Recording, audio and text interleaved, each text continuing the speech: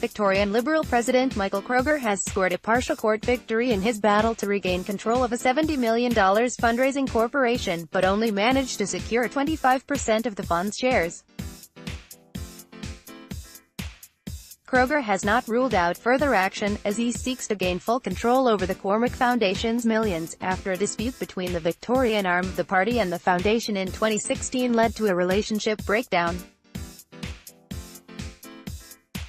The fund was first established in 1988 to manage $15 million raised from the sale of a broadcast radio license belonging to the party.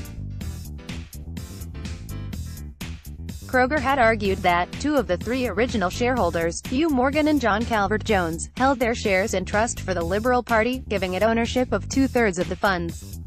Sign up to receive the top stories in Australia every day at noon. Both men resigned from the fund, which now has 8 shareholders, last year. Handing down his decision in Melbourne on Thursday morning, Federal Court Justice Jonathan Beach found the party was entitled to 25% of the shares of the $70 million fund. Kroger said he expected shareholders to hand control to the party. In 1988 we incorporated Cormack. There were 99 shares. The court has said we owned 66 of them, he said. The question is, how come we don't own it today? We haven't sold Cormack. We have never sold the Cormack Foundation. We never sold our shares in it. So how come we don't control two-thirds of it today? And that is because two of our friends, Hugh and John, signed their declarations saying if they got anyone else to become a shareholder, they would sign the declarations saying they held their shares in trust for us, and they didn't do that. So it has moved out of our hands in a way in which we are very unhappy about.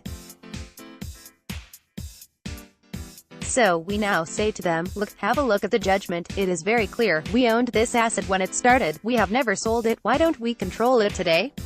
So we say please accept the decision of the court and as a matter of decency and integrity, hand the shares back to the Liberal Party.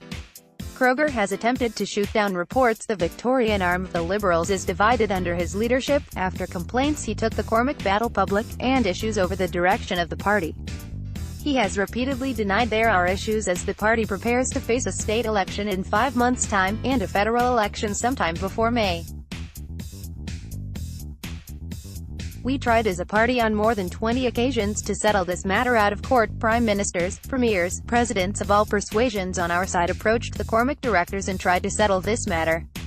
It was not our choice to go to court, he said. The $19 million we were ordered today, our shares, we are not proposing to cash them in or sell them, so that is a matter for Cormack. All donations are important, but I have to tell you in politics, donors come and go, so in the end, people know that Matthew and the state team have done a very good job. They want to get rid of the Andrews government, and I don't think it will have a great effect on Malcolm's campaign, if at all. The original falling out was sparked by the foundation's donations to the 2016 election campaigns of Family First and the Liberal Democrat. Kroger's attempt at total control is seen as a desire to stop the fund from donating to opposing parties, as well as provide much-needed donations to the Victorian Liberals, with the party still recovering from the loss of $1.5 million former State Director Damien Mantosh was found to have stolen. The court case revealed that membership of the Victorian Liberals had fallen from between 18,000 and 22,000 in 1988 when the fund was first established, to 10,000 paid members and 3,000 pending at the last count. With Australian Associated Press.